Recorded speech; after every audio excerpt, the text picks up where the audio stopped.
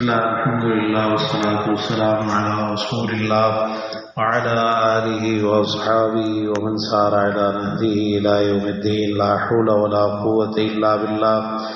امام طبرانی رحمہ اللہ نے المعجم الاوسط میں سیدنا ابو درداء رضی اللہ تعالی عنہ سے روایت نقل کی ہے۔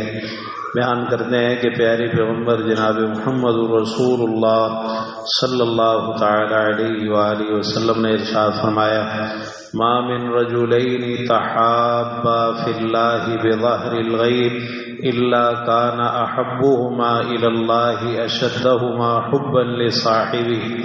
دو شخص جو اللہ کی خاطر ایک دوسرے کی عدم موجودگی میں، غیر موجودگی میں آپس میں محبت کریں تو ان میں سے اللہ کے نزدیک سب سے زیادہ محبوب وہ ہوتا ہے جو اپنے ساتھی سے ان میں سب سے بڑھ کر محبت کرنے والا ہوتا ہے۔ ہمارے دین کی جو تعلیمات ہیں یہ انتہائی خوبصورت اور انتہائی اعلیٰ ہے۔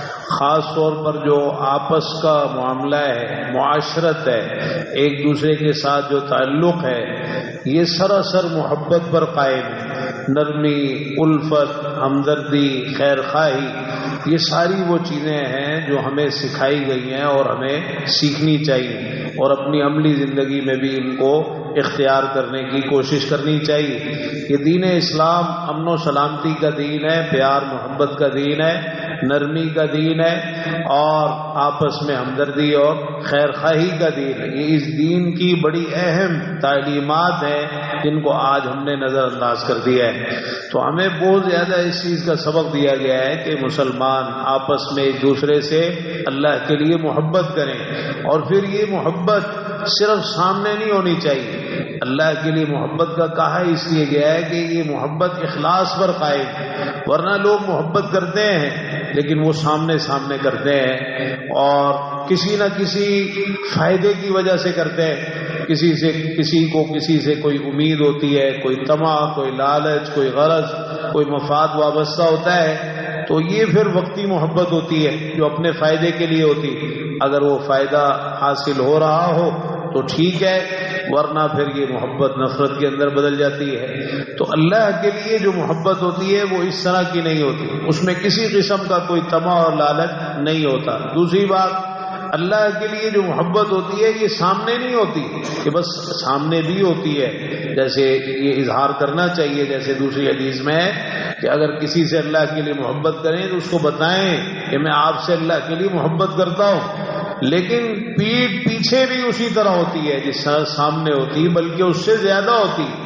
غیر موجودگی میں، عدم موجودگی میں، پیٹھ پیچھے، کسی کی غیر حاضری میں اس سے اللہ کے لیے محبت یہ اسی طرح ہوتی ہے۔ اب یہ دیکھیے کیسا ایک تعلق ہے کہ غیر موجودگی کے اندر بھی اللہ کے لیے محبت قائم رہتی ہے۔ تو رسول اللہ صلی اللہ علیہ وسلم نے اسی چیز کو اس حدیث مبارکہ میں اجاگر فرمایا ہے: ما من رجلین تحابا فی اللہ بظاہر الغیب۔ کوئی بھی دو آدمی جو اللہ کی خاطر ایک دوسرے کی پیٹھ پیچھے، ایک دوسرے کی غیر موجودگی میں اللہ کی خاطر ایک دوسرے سے محبت کریں، آپس میں محبت کریں، تو ان میں سے اللہ کو سب سے زیادہ وہ محبوب ہوتا ہے جو اپنے ساتھی سے سب سے بڑھ کر محبت کرنے والا ہوتا ہے۔ یعنی ان دونوں میں جو اپنے ساتھی سے اس کی غیر موجودگی میں جس کے دل میں زیادہ محبت ہوگی اپنے ساتھی کے لیے،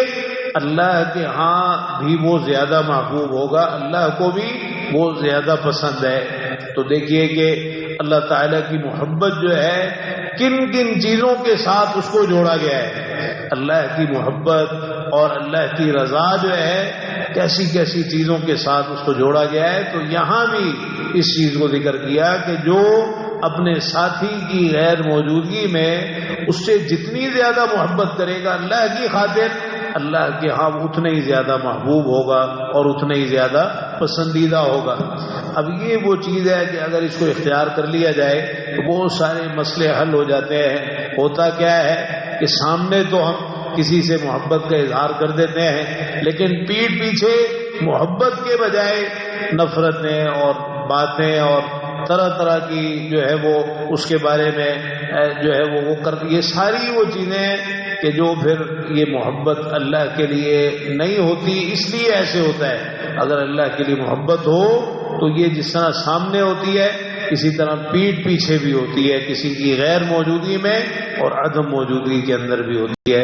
اللہ تعالیٰ توفیق نصیب فرما دے کہ ہمارے عقیدے، عبادات، معاملات، شکل و صورت، لباس، کاروبار، تجارت، چلنا پھرنا، اٹھنا بیٹھنا، سونا جاگنا، اخلاق، گفتار، کردار، خوشی اور غمی کے تمام امور سب کچھ پیارے پیغمبر جناب محمد الرسول اللہ صلی اللہ تعالی علیہ وآلہ وسلم کے طریقے کے مطابق ہونا چاہیے۔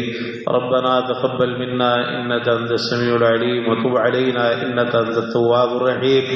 آج کل راتیں لمبی ہیں، بجائے اس کے کہ ہم اللہ تعالیٰ سے یہ دعا کریں کہ فجر کی نماز باجماعت ادا کریں، اللہ تعالیٰ سے یہ دعا کرنی چاہیے، بڑھ چڑھ کے مانگنا چاہیے، تو اللہ سے دعا کرنی چاہیے کہ اللہ تو ہمیں تہجد پڑھنے کی توفیق نصیب فرما دے، قیام اللیل کی توفیق عطا فرما دے۔ یہ بڑی لمبی جو راتیں ہیں، بڑا خوبصورت وقت ہوتا ہے کہ کچھ دیر پہلے اٹھ کر کچھ دعا کے لیے وقت نکال لیا جائے، کچھ نفل کے لیے وقت نکال لیا جائے، اور اگر کچھ اور ٹائم مل جائے تو قرآن کی تلاوت کے لیے وقت نکال لیا جائے۔ اللہ تعالیٰ ہمیں اس کی توفیق نصیب فرما دے۔ تو جب یہ اہتمام ہوگا تو خود بخود نماز کا بھی اہتمام ہو جائے گا۔ ربنا تقبل منا انك انت السميع العليم وتب علينا انك انت التواب الرحيم۔